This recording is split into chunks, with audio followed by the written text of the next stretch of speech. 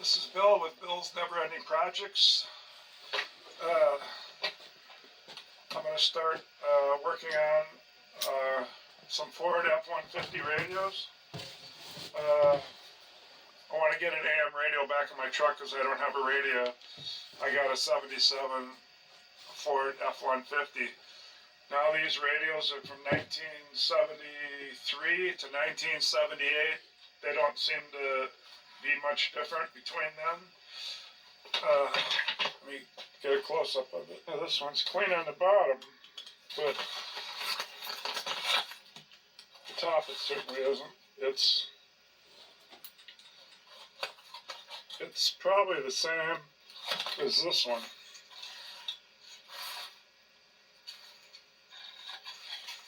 It's this 1973 here that has the where it has 4 bolts surrounding the knobs. See that? And it says Philco. And the bottom, of course, says Ford, so it's Philco Ford. So the rest of them just have the Ford logo. And of course, all the stickers are gone. They fall off the model number. That was just for inspection, anyway. And they didn't seem to write it anyplace else. So I'm having to go off copying a model number that was actually on one off eBay. And this is what I put on there. Wrong.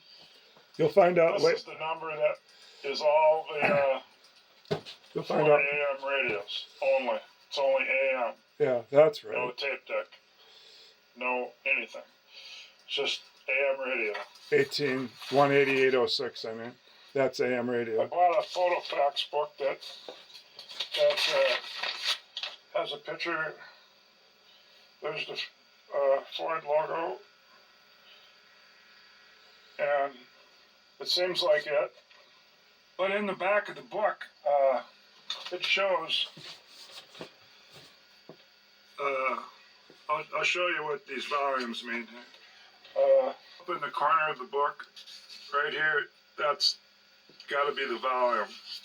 Even has a couple letters in the front, like AR, but I'm just using the big, and they have the date on there.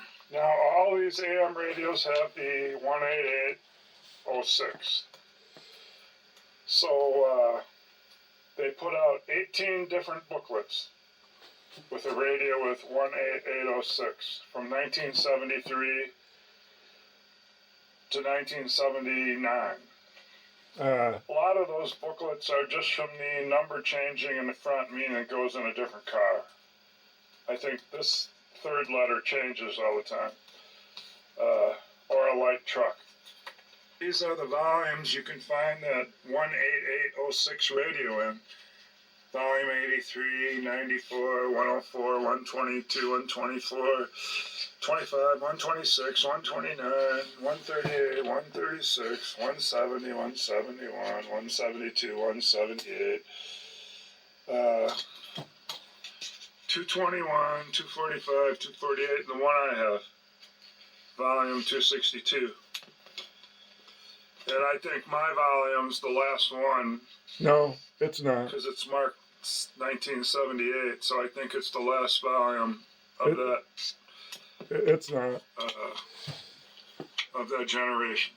1979 would be. I don't know that they changed the radio that much, but I looked at a 1980 and it's different. They took out an IC chip and put the transistors back in separately. Most all those have one thing in common. They start with D. When you get to the E's, it's 1980. Or T's or O's, and then they start with 1s. Oh, with this one looking different, with this Philco name, I'm going to try to find a couple of the things that are different here. Found another difference. See how this glass is only showing for this tiny little bit of an area? Maybe 3/4 of an inch. This glass goes all the way up. This one's enclosed in a little square frame. They're difference I see, here's the, see how this is wider here? I've got 3/4. Let's see what this one is. Oh, 3/4.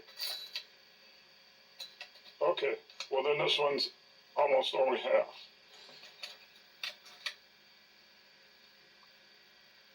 Yeah, and this one's 3/4, so there's the difference. And it's got those 4 screws. You know, the glass goes the full distance. It's got Philco, it doesn't have Ford. And it's, the last one would be 1974. I think some of them carried over to 75. Or 76.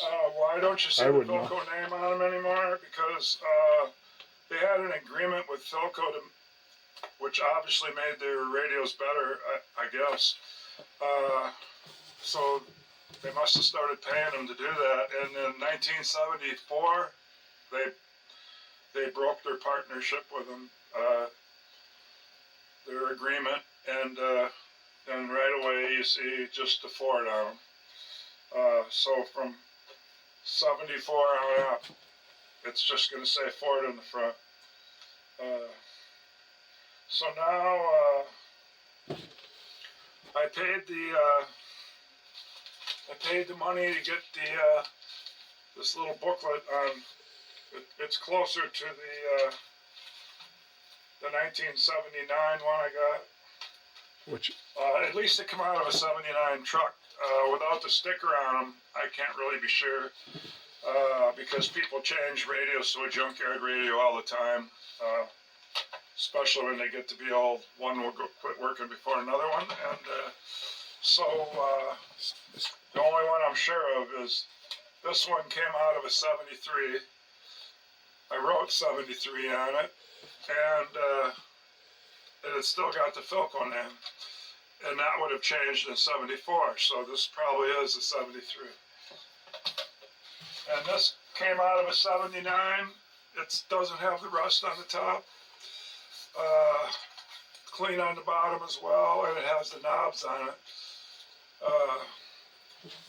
I mean, this is my cheeriest one.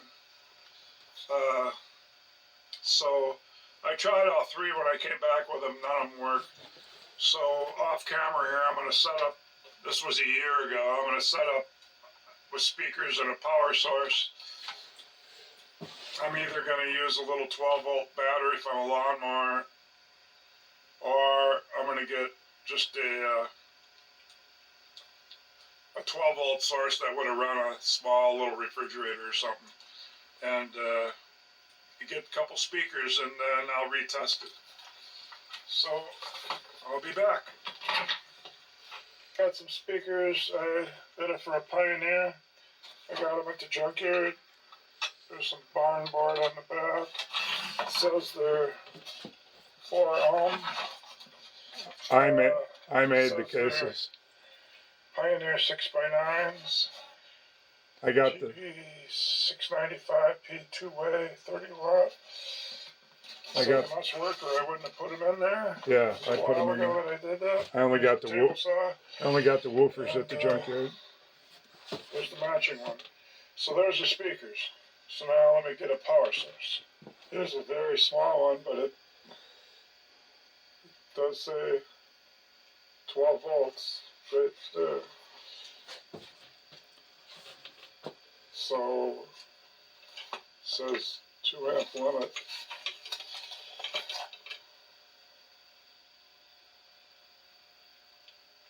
Pro electric? Okay, well, it's a power source. I think it'll work. Oh, I also got the schematic. Starts here where the antenna comes in. Goes through an IC, being the RF mixer and an oscillator. But eventually, it follows this down, follows it over, and then comes down to the bottom part down here. And here's the power source down here. How they did that is here's the power in. It's got, what, at least 12 volts. It's 13, actually 13.8. And this is the, from the dash lamps. So I'm going to have a light plug and a power plug, and I'm going to have to decide which one's which. So there they are. So what it does on the schematic, it's got, this radio has 3 voltages, 6 volts, 10.5 volts about, and almost 14 volts. So then they put a number on 1, 2, and 3.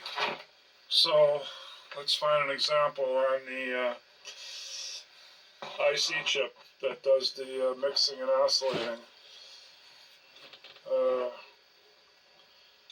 This says 3.58 volts. This is not where it comes in. Here's where it comes in. They put the 3. See, 3, 6.09, 3, 6.09. So that's how they do it. So if you see a 1, 2, or 3, you're probably referring to that 6 volts coming in. Here's the 3 here.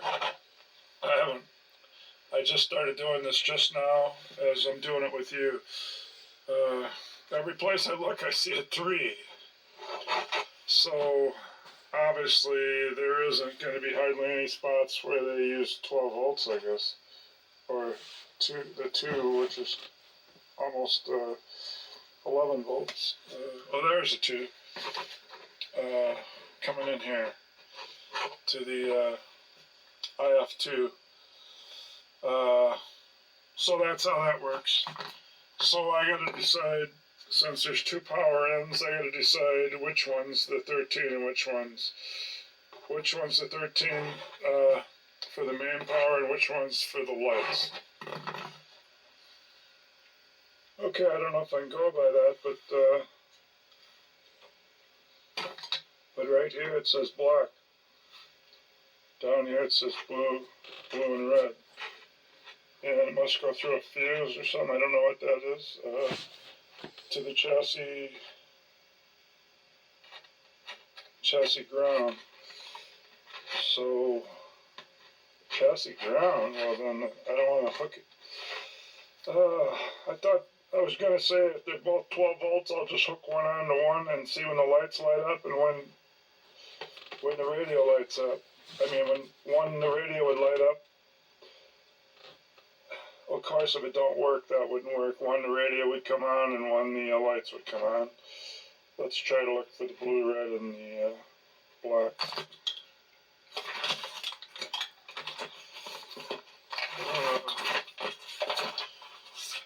There's a blue and a yellow. Oh, there's the blue and the red and the black. I'll be darned. And there's the fuse. Okay. Yeah, because that's not even the right schematics. I find out later.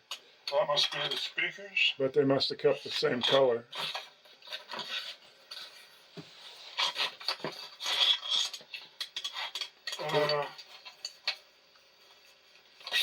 Yeah, I learned a lot about this radio through this. Well, then there aren't going to be 2 of them. There's just going to be 1. So if I just got speakers and power, then there's no decision. Okay, so one of the speaker wires has that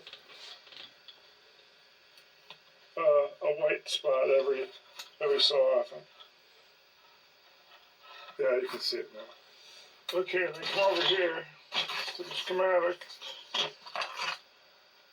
and if this is supposed to be the speaker coil, I don't know.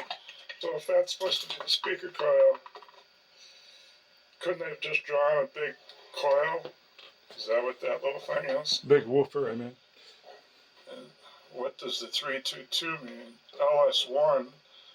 I guess I could look up LS1 in the book.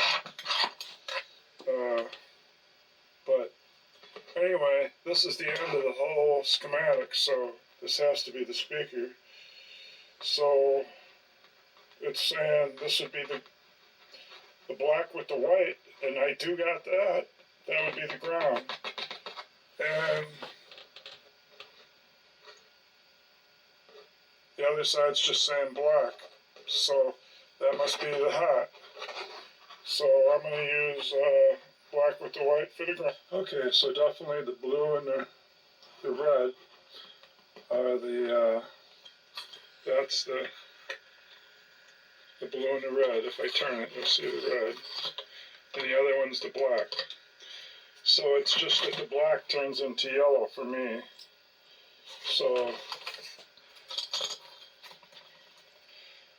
So then that would be different per car probably, but they're talking about the ones immediately coming out of the radio. Okay,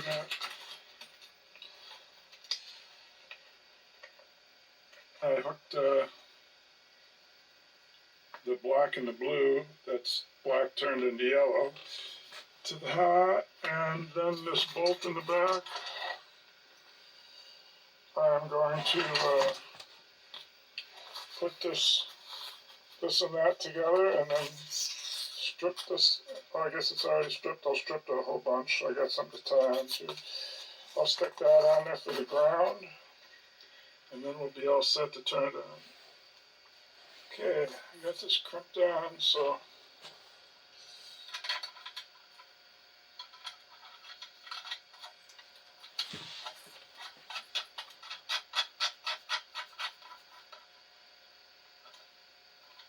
should be tight enough, finger tight. Maybe I'll look for pliers.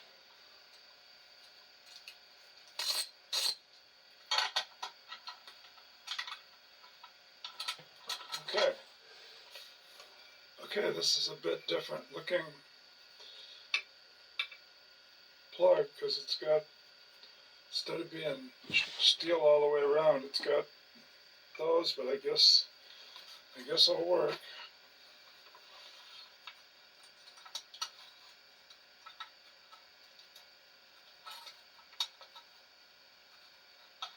There, sounded like it went in okay. Yeah. So I get to grab that.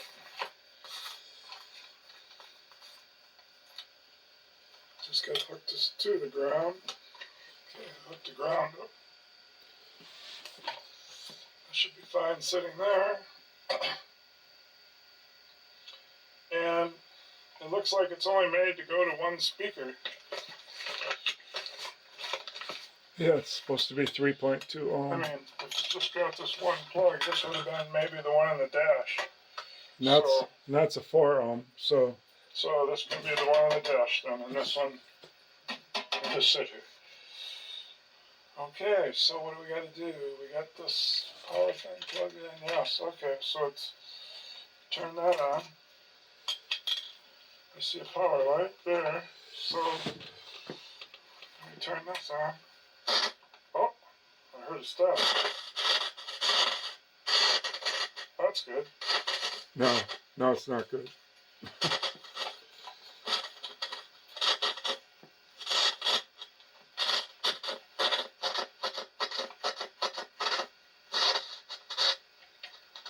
It's not continuous though, so that could be, this needs to be sprayed.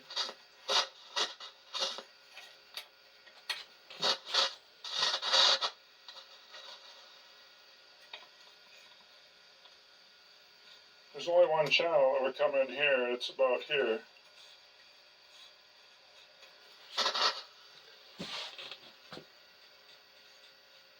Great. So, that just proves it doesn't work, I guess. Let me put this down and make sure I can wiggle this and do this at the same time with both hands. And if I don't get anything, then we're going to see how to take it apart. It's not I'm just going to try to pry up it's not the volume control. between, not with a Phillips, of course, between that bolt right there. I mean, it just seems like it snaps into these. If that's the case, then I can just get in there and pry it out. You see it come out. Of course, there's nothing to pry off on the other side. No.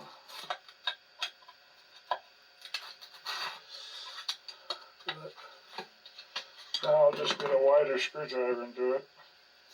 Yes, this is a big old one, so.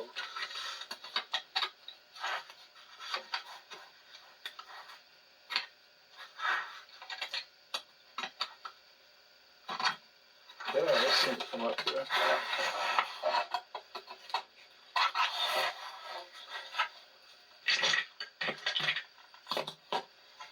Maybe I can get right in the crease there. Yeah, kind of worked. And I see it slides into this thing right here too, so. Okay, I think I can probably get it off now. Oh, except this light wire, this light is in the cover. I don't know how that pops out of there. It's just a little plastic thing there, so. You gotta squeeze it from the inside. I guess if I can get the cover off, I can look from the back side.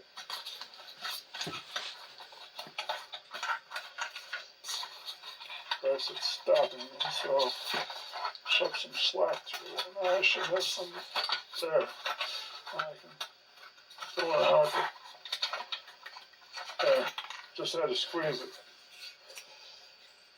Ha, there's no light bulb on it. Where'd the light bulb go? Oh,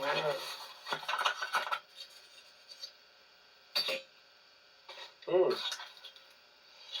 Not as clean as I would like it. It's not as clean as the outside was. Yeah, it's just caked with dirt.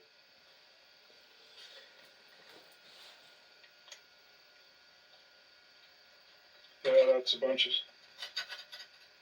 dust all around there. It's hard to see on the camera, I think. Everything just looks like a whiteout. So, I guess I'll be taking this outside and blowing it off with the air compressor.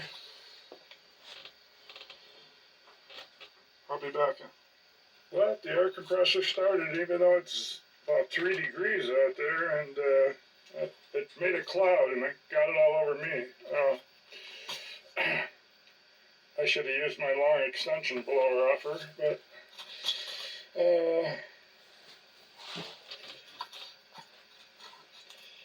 sure different down in there. The only way I can see this case here in the back and over there and up there and the bottom is all one piece. See, the only thing that's not one piece is the front here, so I guess it would all have to come out the front. And what is this? Is this the antenna thing here? Let's see. Yeah, that's the antenna thing. Yeah, so that bolt would have to come off so the wires could come with it. And then I guess everything is kind of bolted to here, so it all just follow as it went out that way. But maybe I can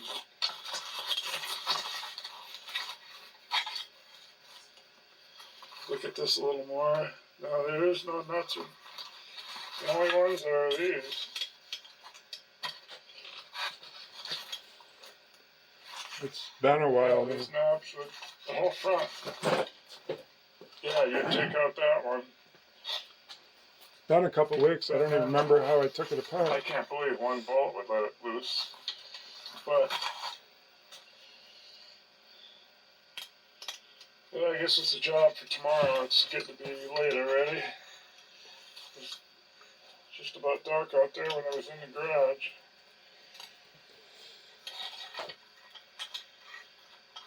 I might come down after supper and see if I can get this pulled out.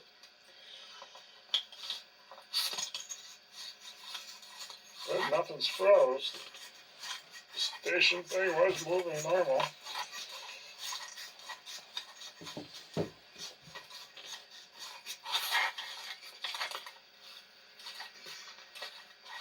Nothing stripped with that. It's all there.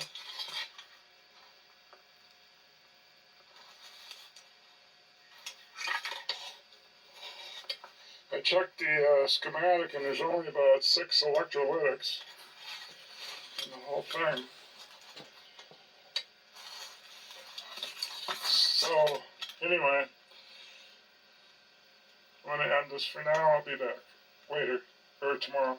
Well, I came back down and I took that one out. And then I took these out on each side, took the cover off to see if there was something hidden behind there. There's not. There's nothing hidden behind there. Yeah.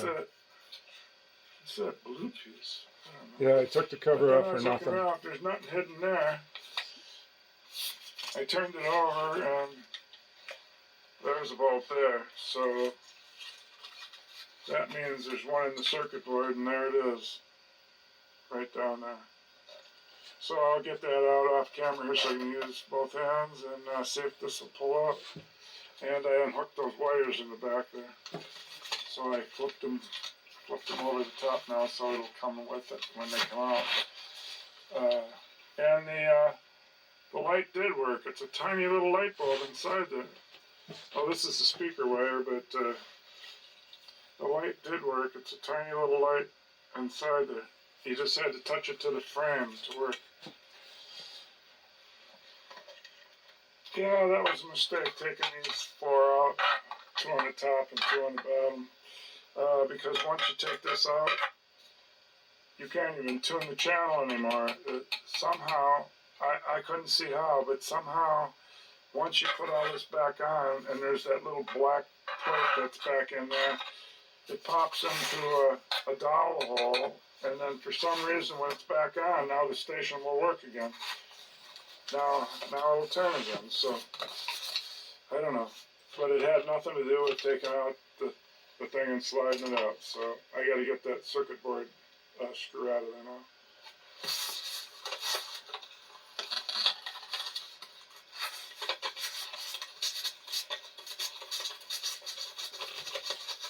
One good thing, they're all the same size. With those coarse threads. You know, will something pull out?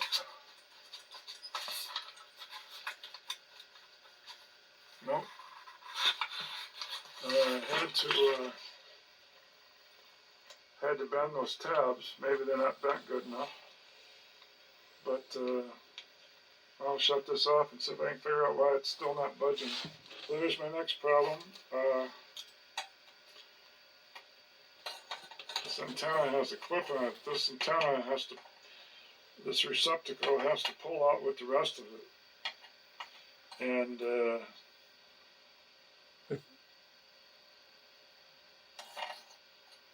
I guess I could bend those little tabs. I'll let you know what I had to do. It does have a thing to pull on here. Maybe it's simple. I'll shut this off so I can use both hands. Yeah, once you pull this back towards you, it comes out of that notch. There's a lip on the back that's in that notch, and then that'll allow you to pull it that way. So, of course, you gotta use both hands. Let's see if it'll come loose now.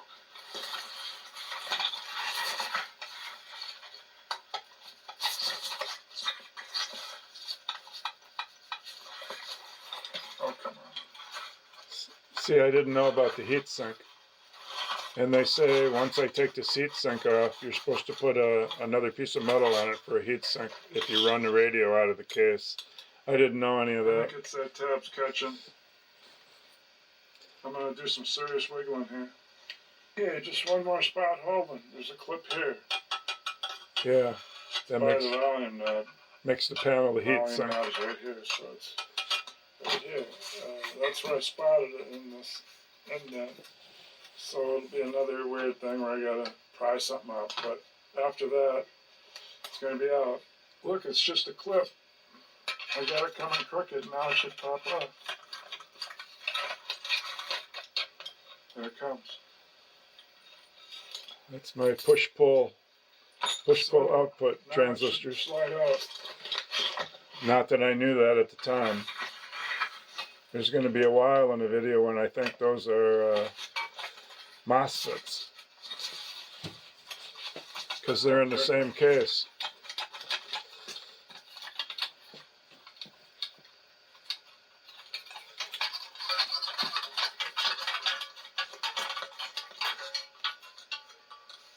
Look at that.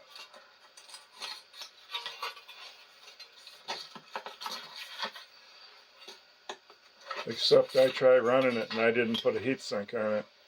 I get rid of it. So, Okay, flip the other side now.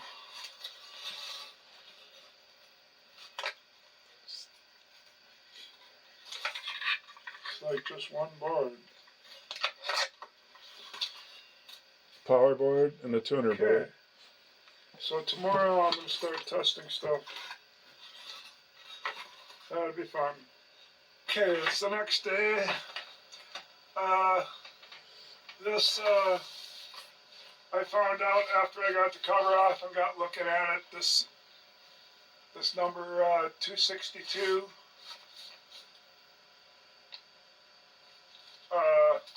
of the Photofax Auto Radio series, the schematic is not going to work.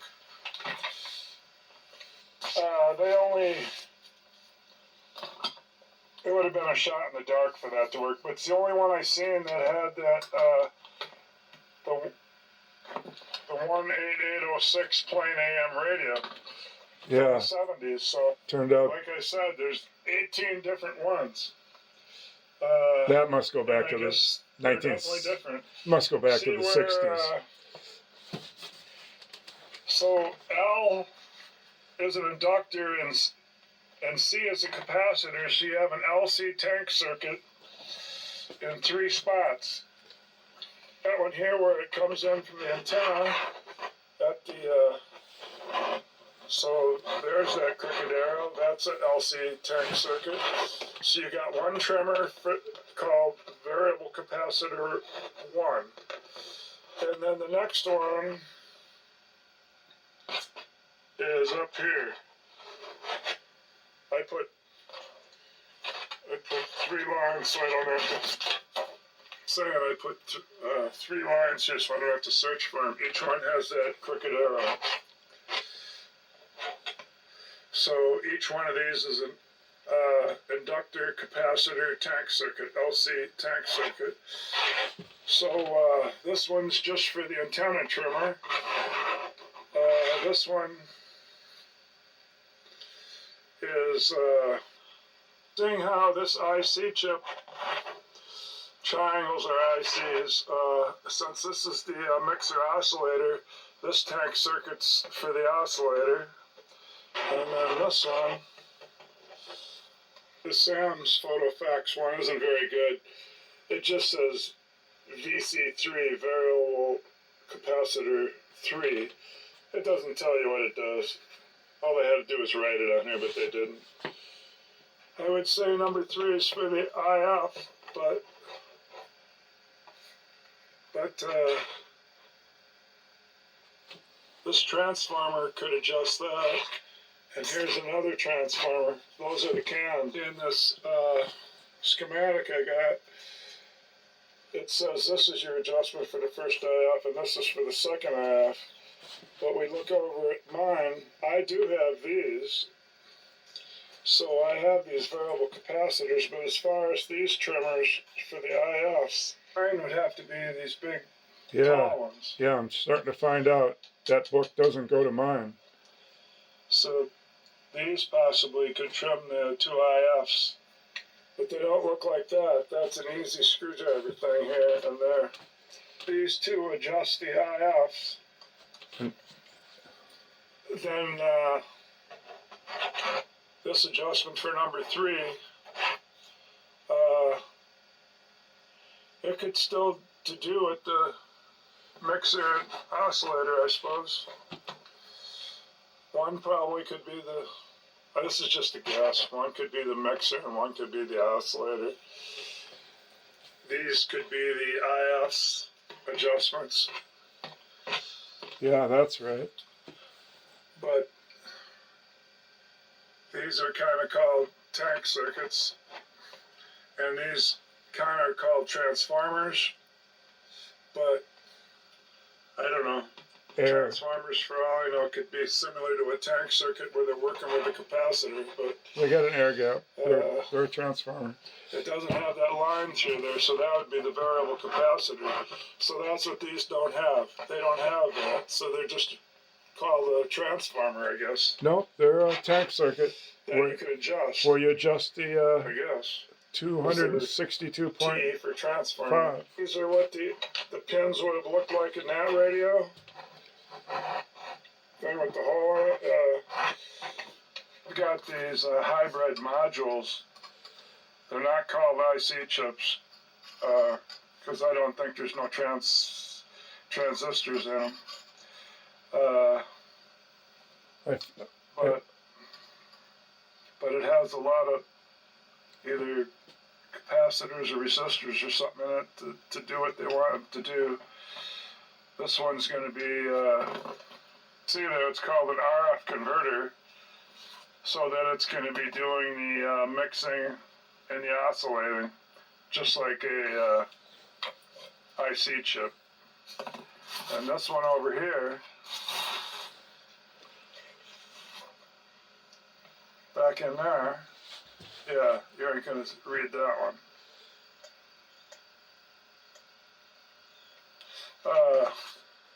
It says it's a filter. This says it's a immediate frequency. I think I can see an IF there. So it says it's an IF filter. Yep. So that again is going to work like an IC. Only it's not going to have the transistors in it. It's going to work like a integrated circuit chip. Now this says, like I said, I didn't know the name of the radio. I believe, I'll bet you that's the date there. It says, I can get that in there, can I? Because I found out later that is the date the radio's made. Back up. Back it up. Sweet.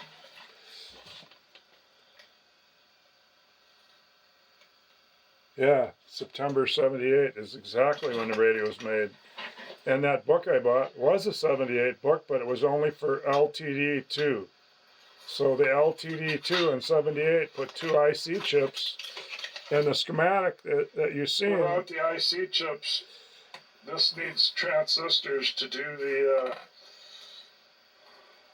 stuff of the areas where the IC chip would have done it. Here's one transistor here. Here's Q1, one down here, Q2. and here's one up in there. Probably Q3. Kind of dark up in there. There it is there. So those 3 transistors will amplify the intermediate and the radio frequency, because I don't think these have any transistors in them. These are just a hybrid module with resistors probably and capacitors. I find out the correct name for those later in the video. So then, I learned a lot about this radio later in the video.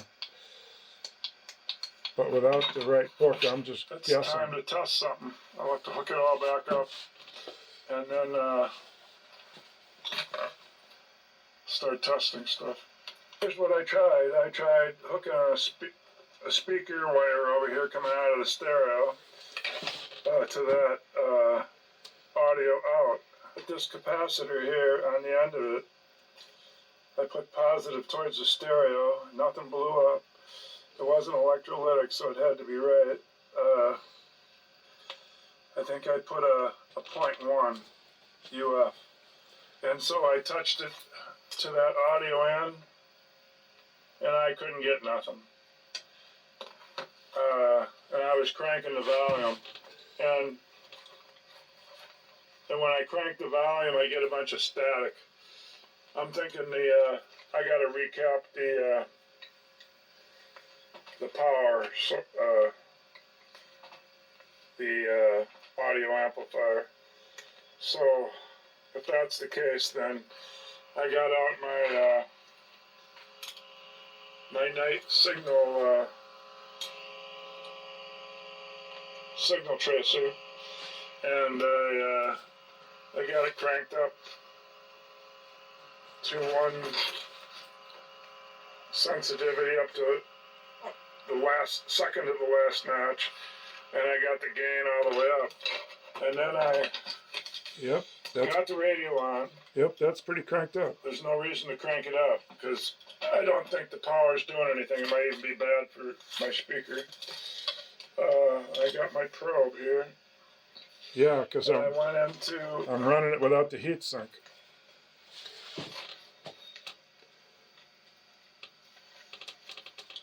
Diode it says 1. D1, so I figured it's a diode, and I went into the opposite end that's got the black.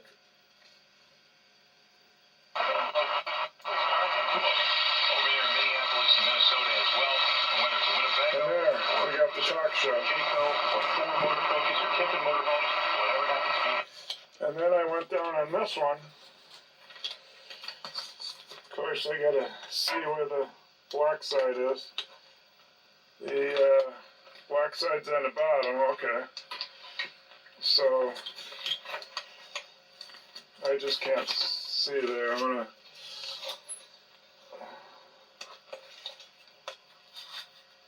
Yeah, I guess I can see it there. I'll get my probe here and see what the difference is down here from up there.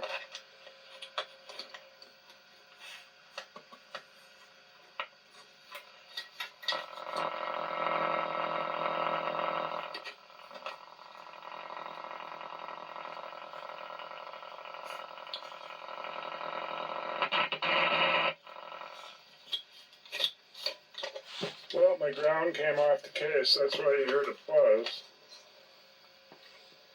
Okay, so let's see if the bottom one's any louder than the top one. Sooner or later I will.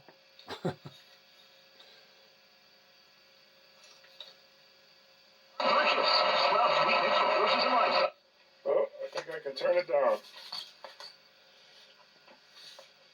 Put the gain about in the middle. It was all the way up. So, for some reason,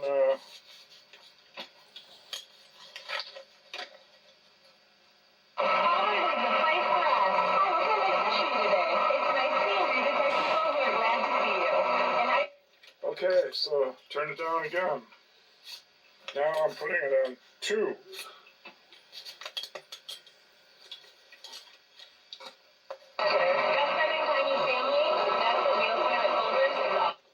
And now I can take the sensitivity and turn it down 1 prod.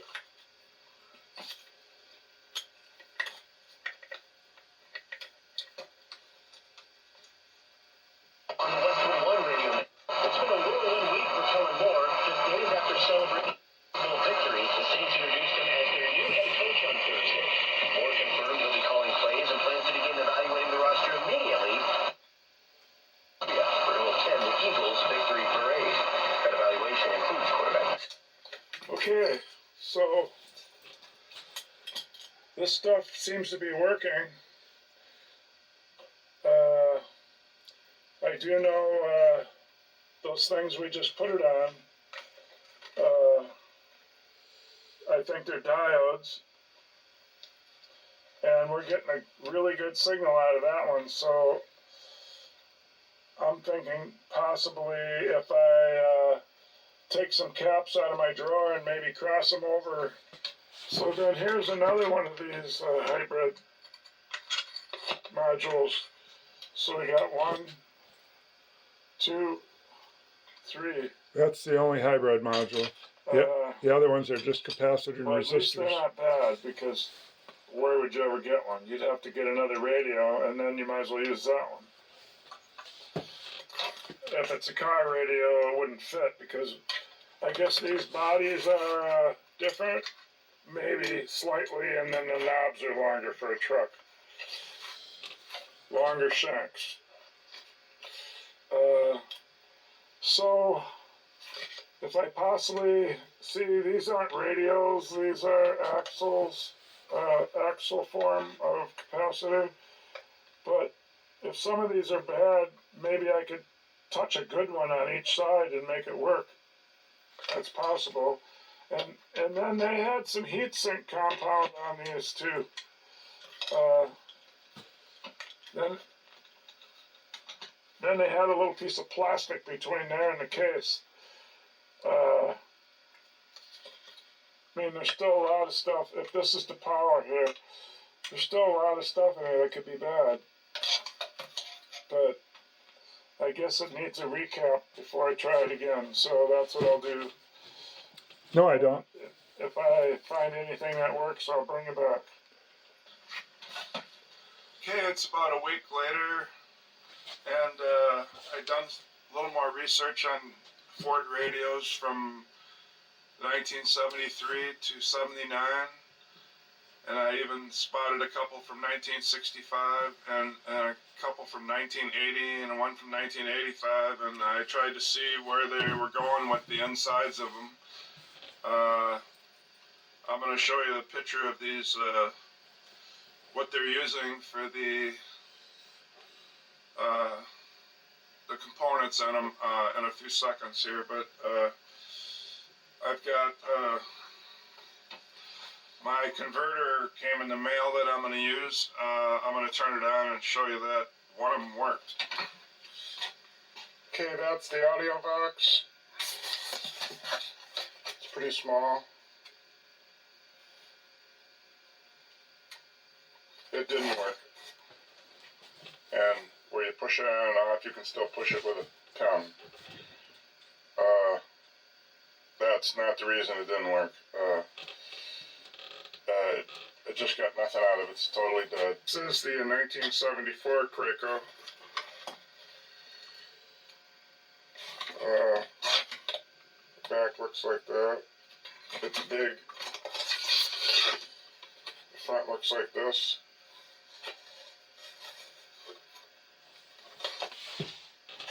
It's big because the one that works is right here. So see where they went from early 70s to later 70s.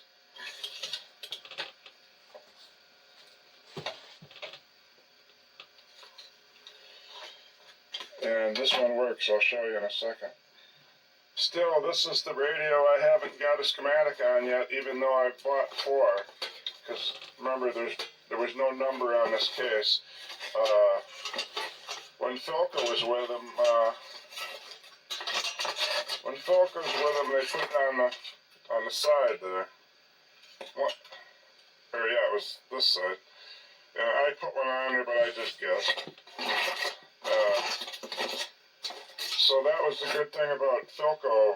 Before, when Ford bought them out in the early 60s, maybe 1962, when they were going bankrupt. So they would put the number on the side where it's, or I'll show you, I got one right here. Here's a 73.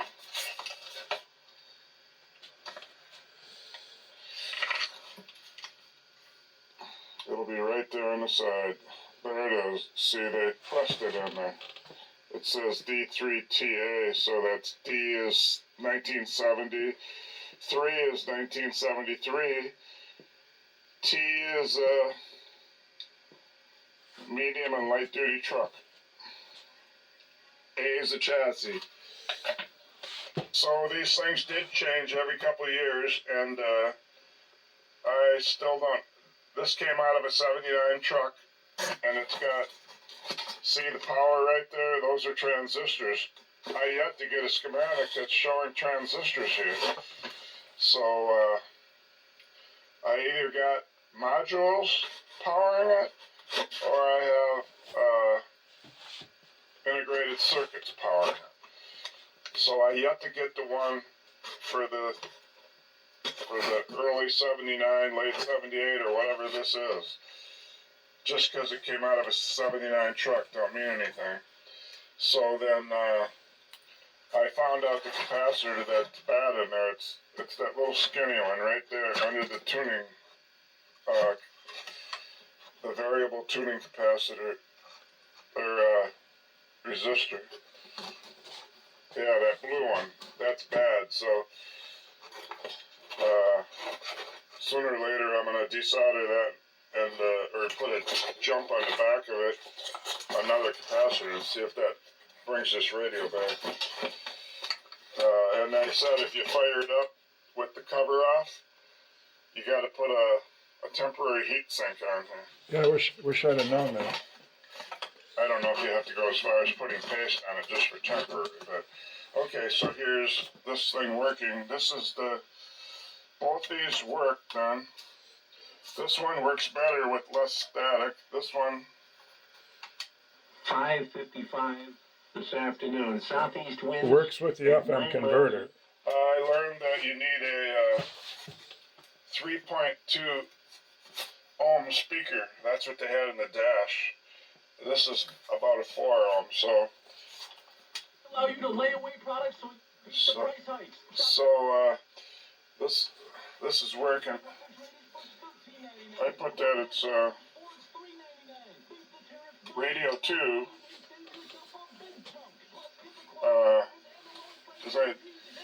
This one in the box I'm calling radio 1. This is meteorologist Paul Trombley with an expanded look at your Viroqua area weather. There are some quiet and mild conditions across the area to kick off the. So this one's That's not going to continue as we are going to be watching a major local. going to be radio 2 from 1979. I think that one was from 79. But this one is from out of a 73 truck and probably is a 73. So this one still say Philco in the front. These say Ford, and there's some that around 76 or something that say Aeronautic or something in front of the Ford. I don't have a 75 or 76 or 77, but this thing's working right here. Chances for several inches of snow. May stay a little bit further northwest of us as you get up towards the La Crosse area and more into southeastern Minnesota, but it's going to be a close call with the possibility of this one, the buttons. Let me shut this off. This one, the buttons won't lock the stations. This one, they will. No, this one's they will. I don't think that one locks either. They won't lock. You pull them out, and you get it on the station, you pull them out, and you put them in, they don't lock. Still goes to the same old stations they were locked at, and I think that goes for this one, too. But I took the case out. I mean, the case is now empty.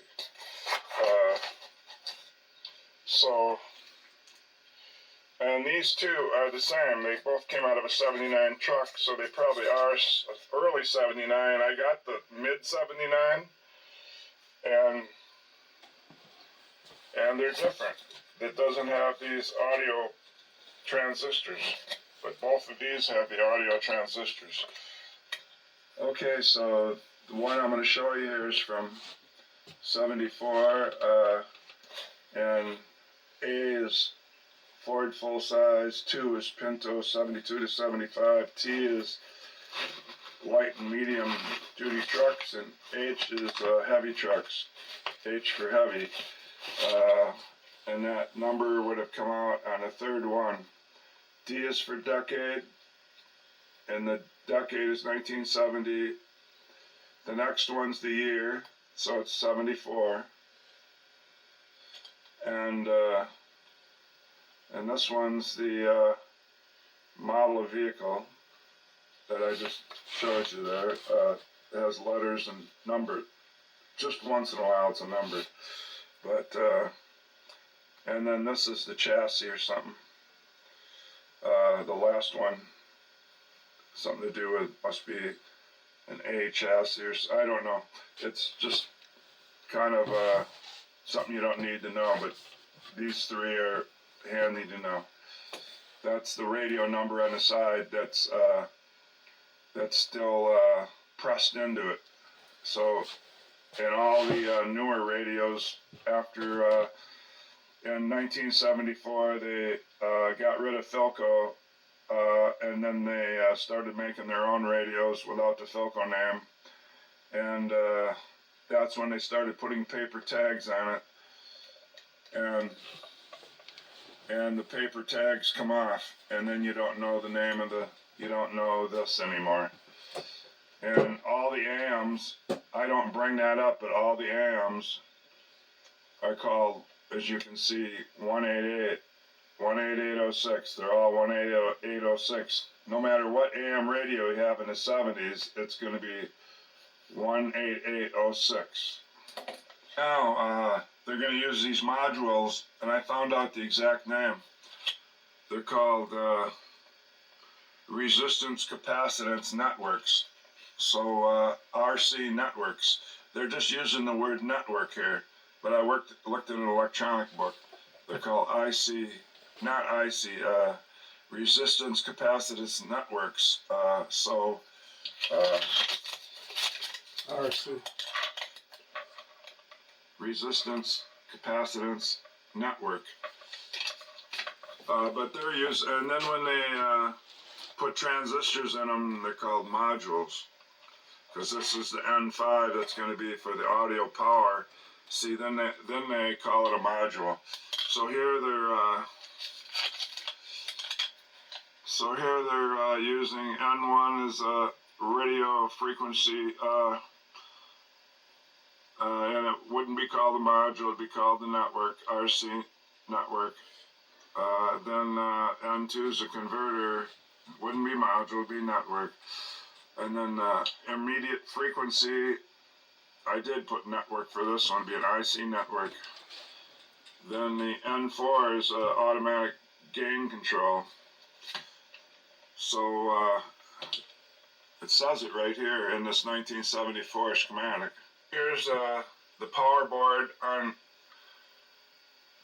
a Ford radio that I don't have this one and haven't even seen this one. That's the spot on the power board where my transistors were, and oh no, this side must be, see, they're using an audio pack, but maybe this isn't even a power board. I was just going to show you these networks, these resistance capacitance networks, and this one's I don't have that abbreviation in mind, but this is what I come up with, a component audio, so it's just all the audios in one component. So it's going to have transistors. That's the best what I transistors can think of this abbreviation means. I even put a period here. It's an abbreviation. Yeah, it's got transistors this is the in it. PF Philco Ford stamp, and this is the little earth with the ribbon that goes around for Philco. So Unless it's Ford, I don't know. These RF networks, or modules, you want to call them for short. These were only used for up until they got rid of after 1974, and you won't see the Philco name in the dial anymore. So these these would have probably, They're made by unless Ford copied them. They're made by The Ford. thing is, they always, well, there's a transistor there, they're still using one. They always skip a pin. So you got 1, 2, they skip 3, then they have 4, 5, 6, 7, and so there's 8 pins.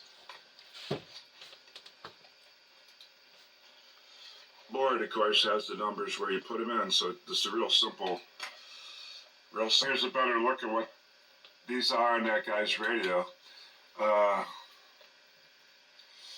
This is close to the ones I'm trying to find a schematic for because that was a heat sink. Yeah. And there they are inside there. It looks like they're the TO 220s. Maybe. And I don't know. They instead of called transistors, they could be a pair of MOSFETs. They're not. But look, they got a heat sink. I don't even get one. Got to use the case. But this one would just be a transistor. But and if these are the tuning coils that go inside, that you have to slide back in without hurting them when you put this board back on. I never took that apart. Here's that Philco Ford emblem. So if they own Philco, and it says made in Mexico. It skips pin 4 and only has 6 pins, and it has that big bump on it with a capacitor in there. or whatever. It's radio frequency. So this is amplifying the radio frequency. The converter, before they step it up to the where the IF filters it out, it filters the mixed oscillated frequency. So that's the RF, that's what they use that for. There's one called the converter. No, that one was before the oscillator. You can't really see the pin. Oh yeah, you can see it. This is pin 6, so there's only 6 pins, and they skip number 2. Isn't that the one we just looked at? Nope, they skip pin 4 on that one. But the only thing that's the same is that it's got 6 pins. And that would have just been filtering the RF. Yeah, that's what made it the same. That's all you can do with IF capacitors module. and resistors. It's got 7 pins, and it's skipping number 2. And there's the Philco Ford stamp made in Mexico, and its job, it's doing it. It's the IF job, intermediate frequency. In this guy's radios, they got one that says filter. Again, made in Mexico, Philco Ford stamp. It's skipping pin 3, and it's only got 4 pins, unless this wiring's covering one up. So it's only got 4 pins. One that radio didn't have was the automatic gain control module to keep the volume steady even when there's nothing there, or it gets faint and comes back in. I guess it keeps it, you need that. So that would have been N4, they didn't show that. And they did show an audio output one. So that's those Ford modules made by the Ford Motor Company that you can't get. So if you need one, you have to get a radio from a junkyard and strip them out. So I think I said it before. I don't know how you pronounce aeronautic. Aerotronic. I said aeronautic before. Aeronautic. I don't know. But they put that in front of the Ford name around 1976 or something. I don't know. I don't have one of those radios. I don't have I don't have that, and you split it. It's nut. So an aeronautic. Now let's type it in the internet and see how you pronounce it. The way they pronounce it, I'm gonna guess aeronautronic. That's an aeronetronic. Let's see what they say. No, I don't. I think it's aeron. Confusing vocabulary, many I don't- mispronounce in English, so make sure to stay tuned to the channel to learn more. In British English, it's said as aeronautics. Aeronautics. There we have it. They say the word arrow, and it's spelled the other way. Arrow is spelled, and then the nut is na, and the so it's arrow, and this is like a tick. So aeronautics. Aeronautics. Isn't that what I said when I started? It's for what it means is the science of dealing with operation of an aircraft, Aeronautics. or the art of science of flight. Yeah, aero. So our radio takes flight, I guess. Now we know it's an aeronautic forward radio that takes flight. Here's one that's got it on. Let's see what the number of this is to see how new they kept putting that on there. Aeronautic. Says it's a, that would mean 77. There it is. Well, I guess they did. So they're still putting that name on there in 77. Let's see if we can find a later one. And there's the 18806, always used for AM radio. What the 6A means, I don't know. They mean by Model N, I don't know either, because A's the A means it's the page that teaches it to you. It's got the yellow to it. It must be out of a service manual. There's the letters. Their meaning. We were looking to see what A meant. It just means they put it in a full-size Ford car. So I have the schematics for a lot of these now, except the one I want, of course. I'll end up with one of these aeronautics radios. Someday. And maybe it'll even still have the paper tag. So what do they want for this one? $24. And they always want between $10 and $15 to ship it. So I don't want one that bad. I bought some of these little MOSFETs, but it would take two types, because when you have a push-pull power output, here's the one, this is a audio hybrid type where it's going to be called a module because it's going to be doing the output. See, there's no room here. There's no room on the edge for that power board. So, I don't know if I have this radio or not, but here's that slanted, where that slanted module goes. Here it's taken out for service. It was cracked. But I don't have every type of these. See the changes that they got in? And look at this radio. The back comes off. See? The other one's just the top comes off. There's changes on these, so if you have anybody that tries to tell you that the F-150 radios are the same for all 6th generation, which is from 73 to 79, it's not true. There's all kinds of differences. You'll find this diode, and this one's here, but in another one it's in a different spot, and one will just have one and another will have two. It'll be one up here and one down here. There's differences, and these transformers are in different spots, and it's just the stuff's in different spots all over. Here, look at this one. It doesn't even have the power board separate. It has the some of the power stuff right on the end of this other board.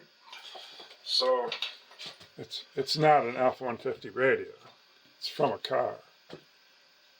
So earlier than 73. Probably they're 1970. not all the same whatsoever. Or I wouldn't happen to be trying to search out the schematic to match mine. I don't have one of those.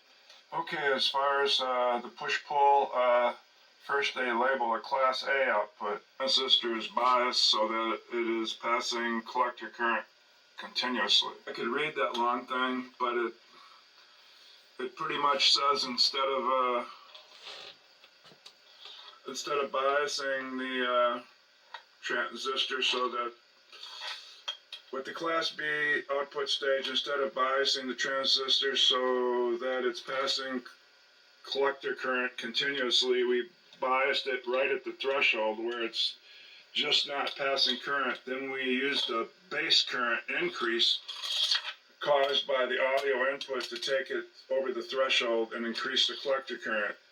The advantage of the current, thus the average current the circuit draws depends on the volume level. So they're just saying that one draws more than the other so far. They're not saying these are any push-pull. So I know something about it, but it says the push-pull transistor pair. The push-pull amplifier works by taking the unbalanced signal, single-ended primary signal, splitting it into balanced pair of two signals that are 180 out of phase, then driving the two amplifying devices. I mean, it could be a tube or it could be a transistor, one at the effective phase shift of 0 and the other at 180. So what I meant when I just bought one type, for push-pull you need two type, where transistors, I learned, is when you have push-pull, you're going to see one arrow pointing out, meaning NPN, and you're going to see one pointing in showing PNP. You got it. They're not the same. So the ones I bought were all just one type. So if it's a push-pull thing, then I didn't get the other type. One amplifies the top side, the positive, and one amplifies the negative side. Then they act like to use less power, you don't even need them turned on when it's doing the other side. So this can be on, and then when it's doing the bottom side, it can be off. On, off, on. But anyway, even if they stayed on all the time, one is doing the positive high side, and one's doing the negative low side. So therefore, if one of these are out, it's not going to sound good. Okay, a little later in the day, the book came in the mail. So I went down the 3rd mile. I walked down to get it so I could get it copied. And most of all, look on the computer, or look in the book. I looked in the book first before I copied it to the computer, and I found out it was I finally found my radio. It turned out to be that mine was, number was a 98TF, so that made it a 78 for a truck, light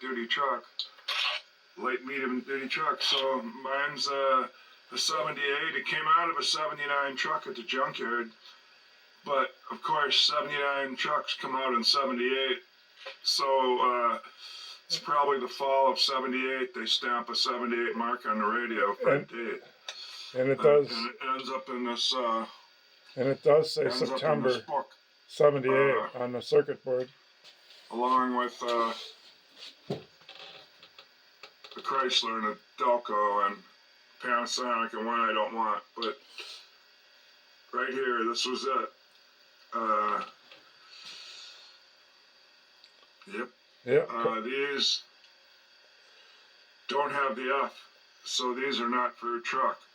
So it wasn't a 79, then it was the 78. That's what I decided. And it's this one right here. It's got the F. So no, it's got the T. White, I meant it had the T. So D8TF 18806. Yeah, I highlighted it and stuck a 78 there, and because sure, that T means from 1966 to 82 light medium trucks, but the prefixes are just changes or specialty for a certain vehicle, like a F-150 or something. because they'll use C, A, B, B, B, D, A, C, A. So now I can go down to my radio and paint the number D8TF on it. Of course, it cost me all this money to find out. This schematic alone was $25 with shipping.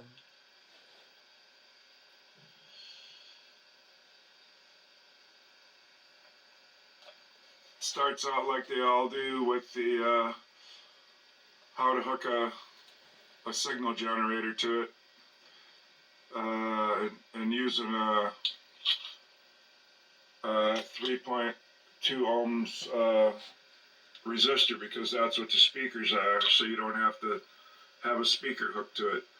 But I don't know why people would think that you don't have an extra speaker from a dash laying around that's 3.2. Mine's 4 ohms, but I don't. I tried them all. so I think you could just leave a normal speaker hooked to it. Oh, because then you would hear the screech. Yeah, then you would hear the screech from the signal generator. That's why, I guess. Oh, that's the alignment procedures. It's setting transformer 1 and transformer 2 and That's the IF. variable capacitor 3 and variable capacitor 1 and 2 and so forth. That's 5 settings so far. They give the everything's 262.5 kilohertz, and it seems like they tell you to set the dial at 1000 for a lot of those settings, and then one there they tell you to set it at 1610,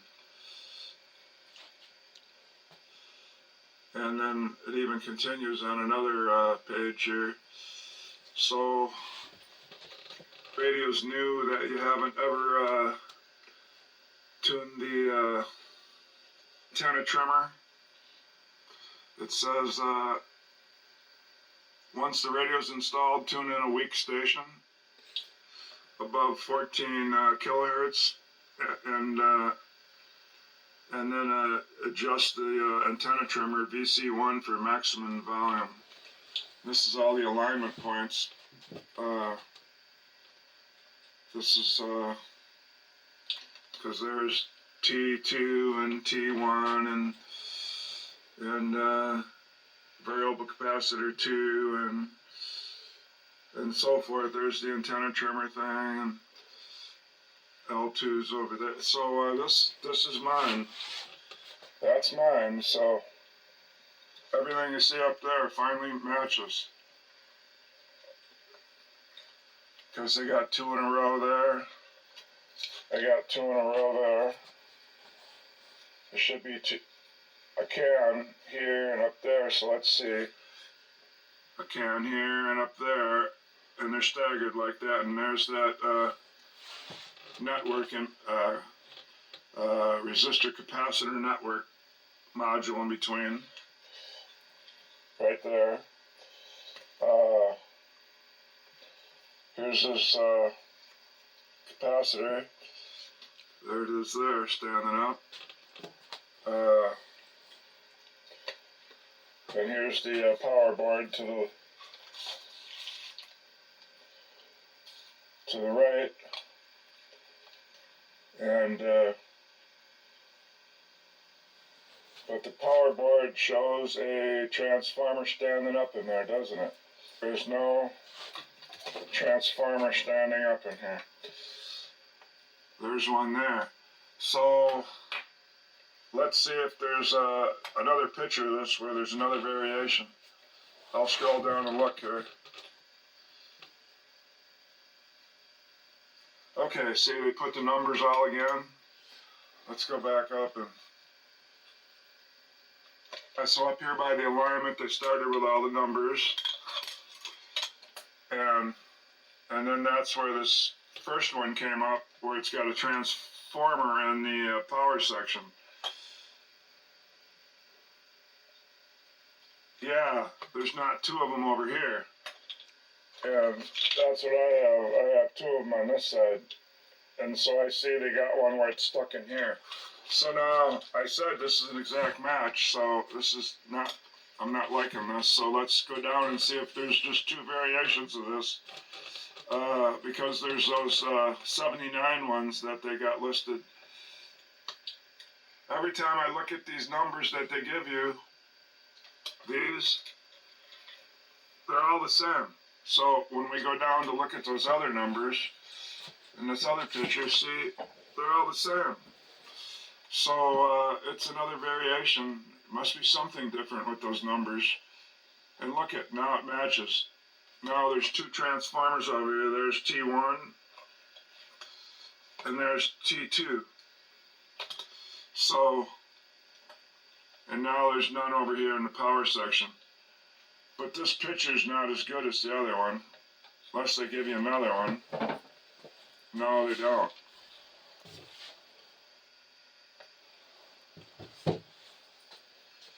So, yeah, so this is mine here.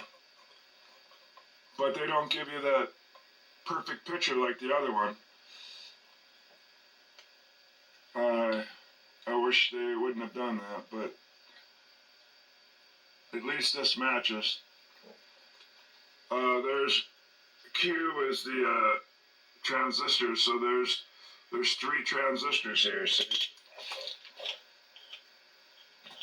1, 2, and then there's one back in there. 3.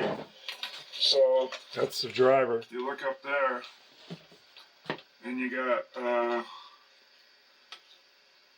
Q6, Q5, and Q4. There's the one back in there. So this is it for sure, no doubt about it. Yeah, I was glad to finally quit looking for the schematic. But I wouldn't give up, so I wish Ford wouldn't have made those paper tags. I wouldn't have had to go through all It that. calls it a top component view, bird's eye view. And so here's the bird's eye view. There's T1, and here's T2. So that means this is mine because I didn't have one of these cans over there.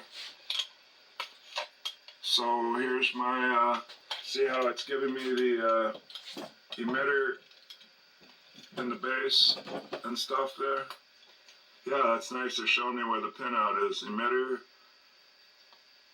collector, and base. Emitter, collector, and base. They're all the same on each one of those. How about this one? It's backwards. Base that was on top is now on the bottom. So base, collector, emitter. Yeah, so this one's different. So probably two of these are the same, and you know, NPN, and one's a PNP or something, or the other way around. And here's my protection circuit. So if the speaker card gets shorted out, this would kind of show a lot of heat. I'm not going to say it gets red, but it's called a P. I didn't know what it was at first when I first got this. It's called a PTC. So it's two resistors, one on each side, and they're hooked together with something there. This is one of the resistor capacitor networks. It's showing the pinouts, and so they call this one N3. So I only got 3 of these networks modules in my radio that just have resistors and capacitors. I got 3. Unzoomed it a little. You can see all 3 now. You got 2. The one on the right. The one on the right has 2 transistors And on it. 1, 2, and 3. That has 2 transistors on it. Because I have the schematic now. One's actually in the one's in the power board section, the Audio. printed circuit board section over here. That's separate. and I already know what this is. If you go to the schematic, they actually show you where all these pins go to every one of these. So let's do that. An NPN, the positive's going to be on top. And of course PNP, the positive's going to be on the bottom. So here's the schematic. It shows the audio board down here. And this would be the receiver board. Shows, I got 6 transistors, so this matches. So there's the arrow pointing out, pointing out, pointing out. So I got 3 NPN transistors in the receiver board. Tuner board. And like I said, the positive would be on top on the NPNs. So then you come down to the audio board, and here's that module that's in the audio board. Inside that module is a phase shifter, a phase inverter, I mean, and a pre-driver. So this module's main job is to drive. It says pre-driver is to drive these transistors that are. Nope, wrong. That are your. That's output. the driver. See, output. So one's a PNP and one's a NPN. Like I said, they're a push-pull pair. I think the NPN probably does the positive side of the sine wave, the alternating current sine wave, and the PNP might do the negative side. And so there's that third transistor that's back there hidden on here. Back in there, that's a driver. These are the push-pull. They're matched. One's a PNP and one's a NPN. So that one back in there is another driver. So this is called a pre-driver. So they got a pre-driver to drive the driver. Then the driver comes right down. You can see it powers where the bass comes in. Where the bass comes in to control the transistor. And if you follow this pre-driver, I'm pretty sure somehow it's going to go up to this driver. Oh, but it goes through this phase inverter because you got to be 90 and 180 degrees off or something for this push-pull system to work. So now I got something to go by. As you can see now, I got voltages all over on these pins. Yeah, isn't that I great? blew it up a little, I looked at. zoomed in, and see all these numbers here.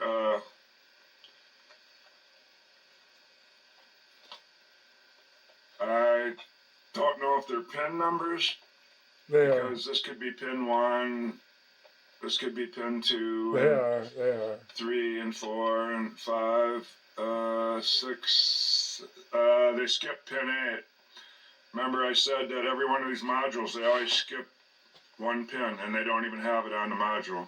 So these are probably pin numbers. And you can see right here, since this capacitor, that's the capacitor thing, shows a polarity. So this is electrolytic. And this is that C13 that I pointed to. There was that one way down here. I looked that up because this one isn't any good. I looked it up to see if it could be killing the thing.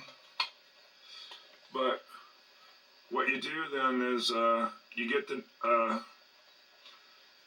number off the parts thing, and this one's really nice. I'll get back to that, why it's so nice. See, they gave you all the pin numbers for these two modules too. You can tell the module from the dotted line going around.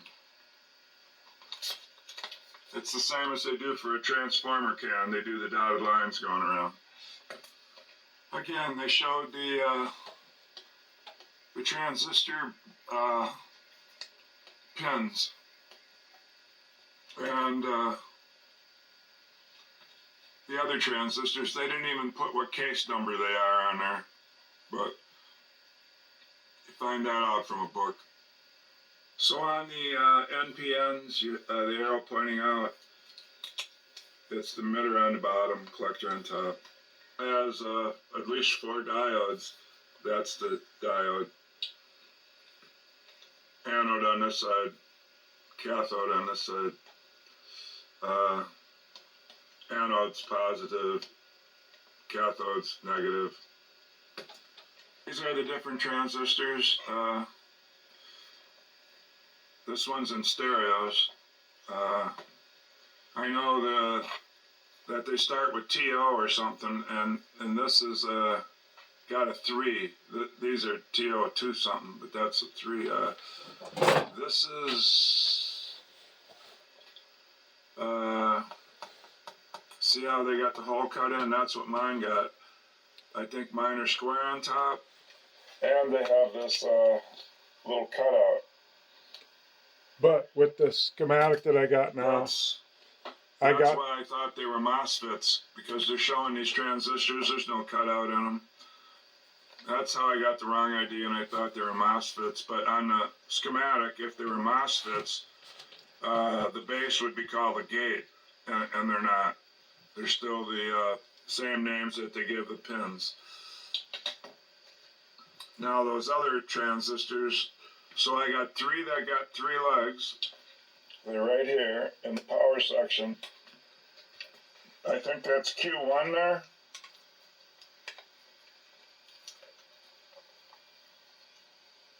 Yeah, I see. So that's got that little notch on top. So that would be this type. If you look on the other side of this, they're showing the round side, which I don't know why they did that. There'd be a notch cut out. No, I And think they give you the think pin that out was for wrong. those transistors, so when it's powered up, you could check the pins.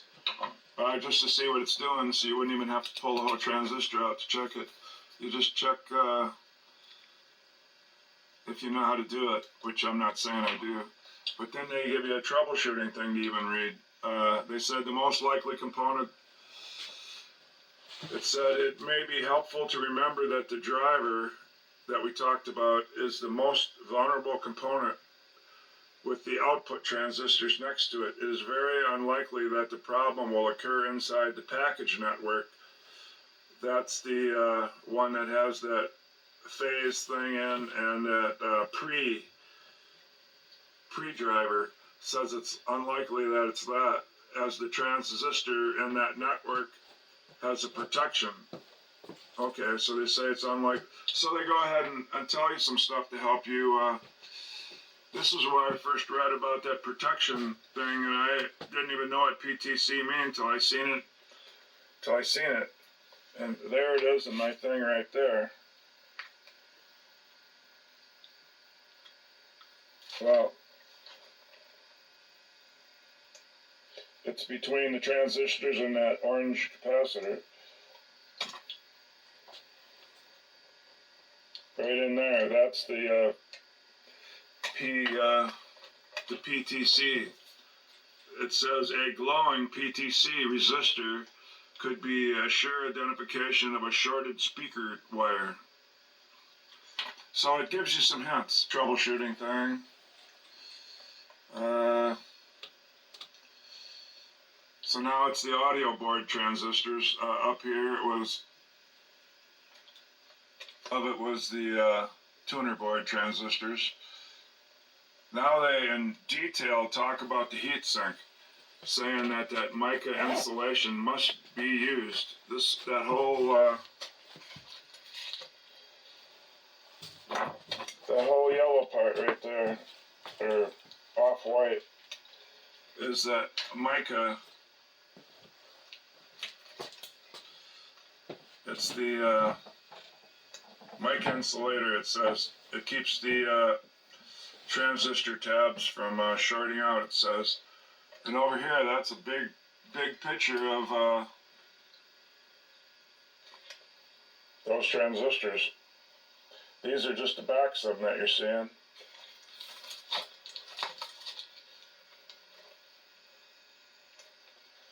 The other side there has the numbers on them. It mentions the compound they got on it, heatsink compound. Now we're into these parts here. Here's where I lined them up. The driver had a 12 on it, so that's that one. It says optional, but that's the one they used for Q4. The other one in the push-pull, I matched them up. One was a 38, and one's a 37.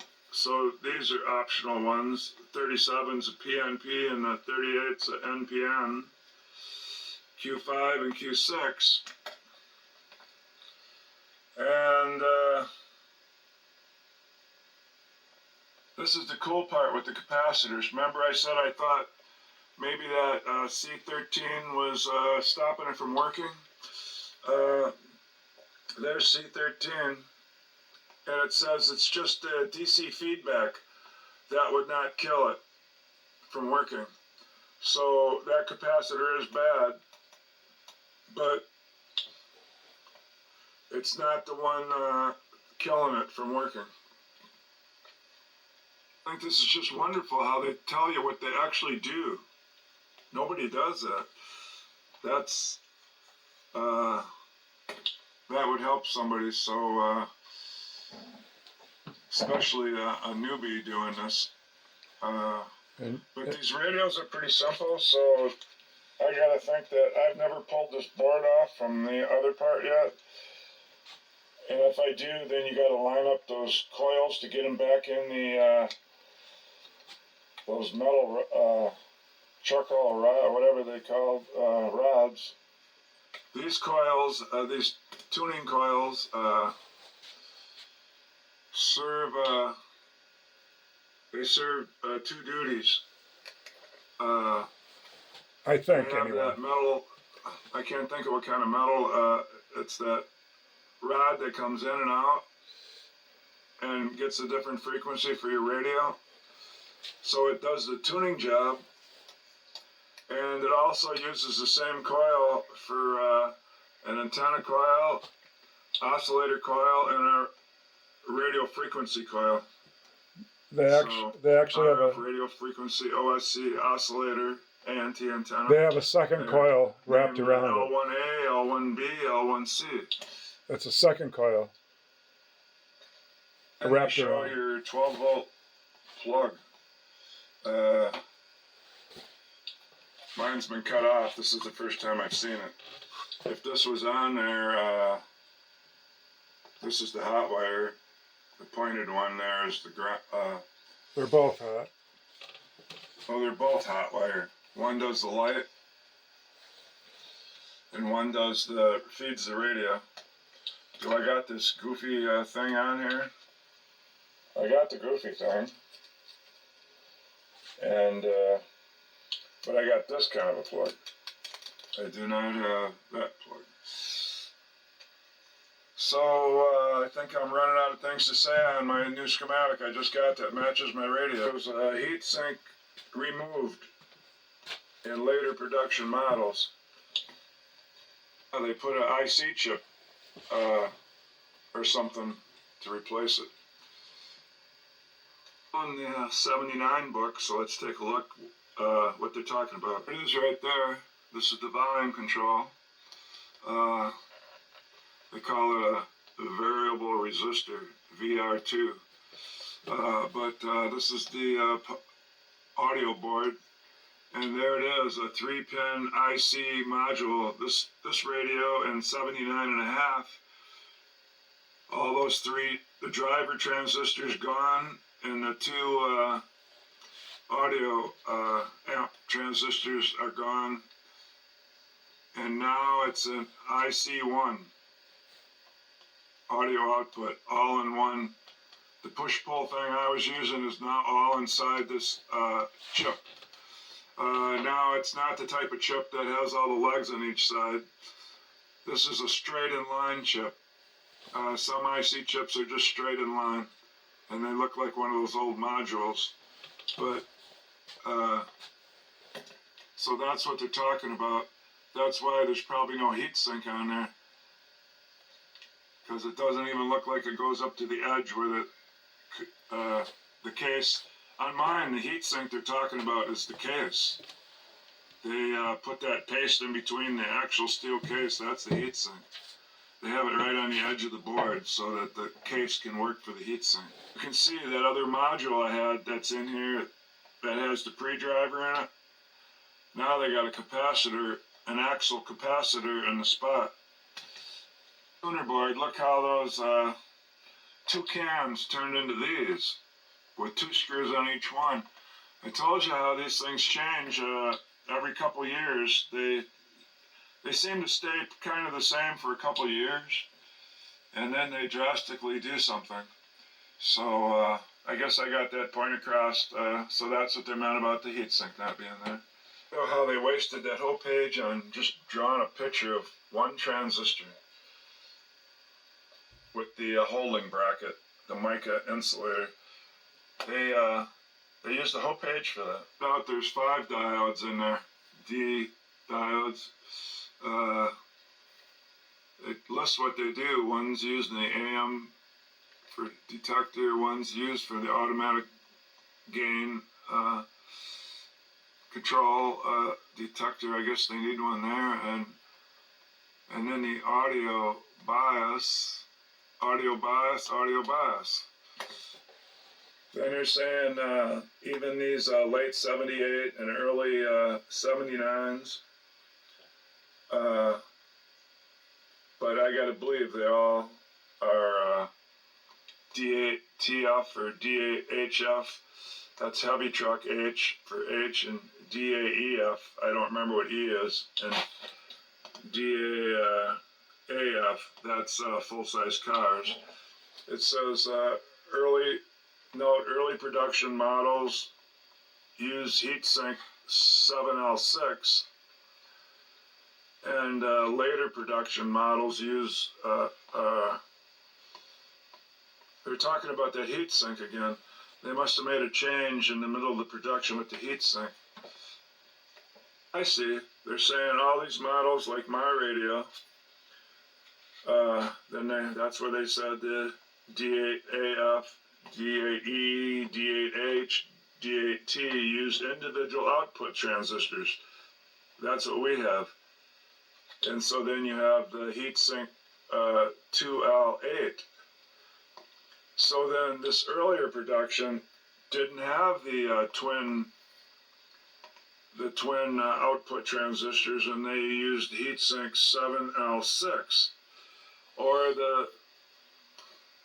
But if they only would have said, instead of saying early production, they'd have said what month and what year. So without that, it doesn't help you any deciding when they changed to using these 2 output transistors. Okay, so I don't think there's much after this. This is all mechanical stuff. I don't know what they mean there by AM miniaturized models.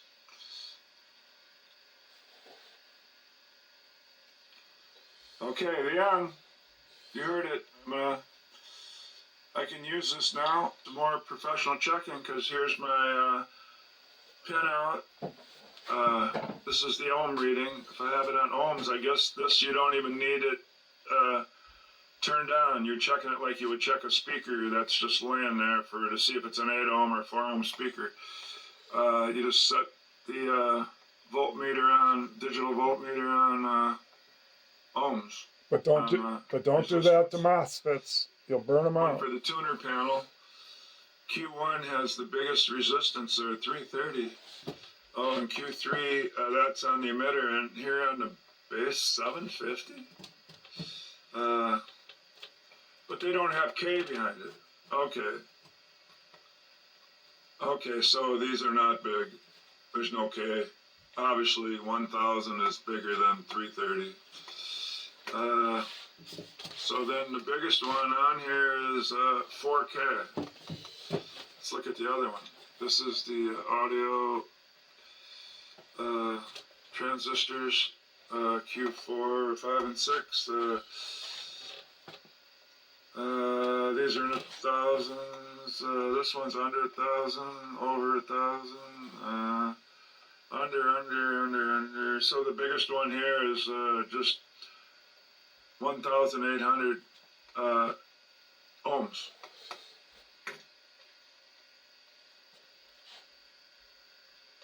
Of course, then they put something that I don't understand, like all readings are RX 100 scale, unless otherwise noted. I have no idea what that means. And after you check the ohms without it plugged in, with it, if I power it up and I can probe something without shorting something out and doing damage, this would have 10.7 volts. This is Q. Oh, I put the pink there so I could quickly find it, but then it covered it up. No, it's pretty small. It's Q2. So if I'm on Q2 and it's an NPM, so the base would have 1.7 volts coming in, and the emitter is on the bottom, collector on top. Like for real, they look like that. So then using this, I can get voltages, so I can, like I said, test them when it's running. So the emitter, what is it, 1.1 volts. Look at the collector. So the collector would have 10.7 volts in the basis, so that's what I could do for all of them if I can get at the pins without, and that's just using my multimeter. And then so I can check it. So the first two tests there would be all with my multimeter, checking the resistance when it's off, and then checking the voltage when it's on. And it only has 6 transistors, so that's possible that I could do that. And then I have a capacitor checker that'll read the whatever that was called with the capacitor installed. So I could check capacitors with it's installed. It has a built-in resistor to drain the thing. I don't even have to drain it. So today, now that I have the some readings to go off, I could actually check some stuff for real and see why this doesn't work.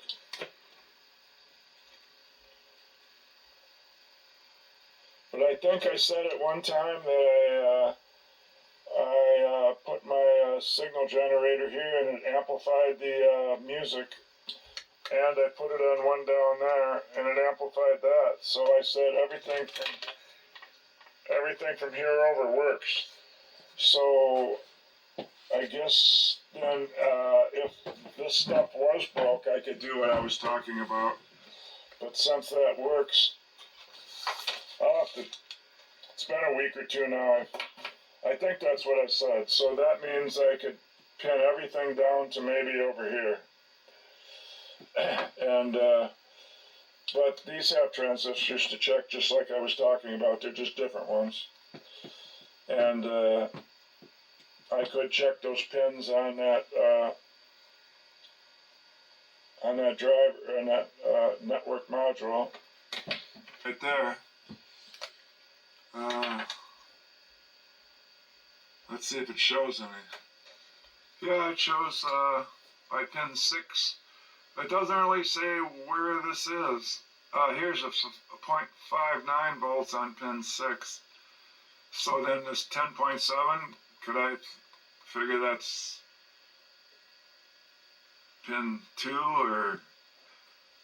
Yeah, and these resistors are inside the thing.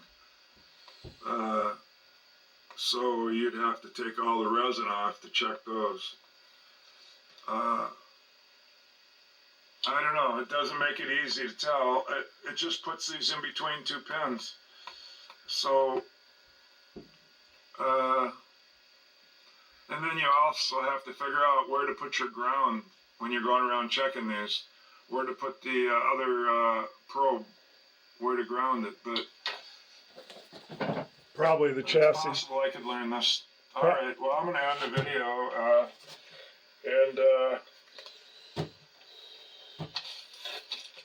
I'll be doing this stuff. Since I'm a beginner, I'm not going to do any of this on camera. But that's how I will get this working. It's a simple radio. I shouldn't have any problem now that I know how some of the voltages and resistances, and it even labels some of the parts jobs. So it's a simple radio. I should be able to get this working. Stay tuned. I go over. I've got another working one now. I go over And some of the other one that I schematic. said that worked was a 79. It's working with that FM converter, but it's still not picking up the. Because I'm in the basement there, and sometimes the radio cuts their power, and it depends when they turn their power back on in the morning. Sometimes I can't tell if it's the radio or if it's they cut the power. I have to put a better antenna outside and run it down through the wall. All right, well, that's going to end the video. Good afternoon. Well, it's Thursday, and maybe I will add a little more to the video, and because I know that I said that the tuner my tuner board works on here, but then I studied how the circuit goes through it. I might as well go upstairs on the computer and use it where I can blow it up and show how the circuit goes through there. And then I printed out some enlarged pages to add together to have a bigger schematic for my power board, so I can probe to see exactly where it quits. I thought I might use the night signal generator to probe to see where it quits and do it that way. Okay, so I'm going to go up there and we'll do that. Okay, you come in at your antenna female plug. Right away it goes through the antenna choke. And the antenna choke takes out the unwanted RF radio frequencies. It comes over, you got your VC1, which is a variable capacitor, VC1, 120 picofarad antenna trimmer. Okay, so that was just a resistor. This is the antenna trimmer. I had it labeled. They had it in the center. Anyway, that's the antenna trimmer, and I think this is a tank circuit, resonance circuit, and so it goes through the air between here and L1, L1A. The permeability tuning coils are also marked antenna trimmer and oscillator tuning, and this is radio frequency tuning, so that one's the normal one that's just radio frequency tuning. But Or maybe L1A, L1B, and L1C or maybe it's not. also wound around the tuning permeability tuning coils. Let's here, they're marked right here.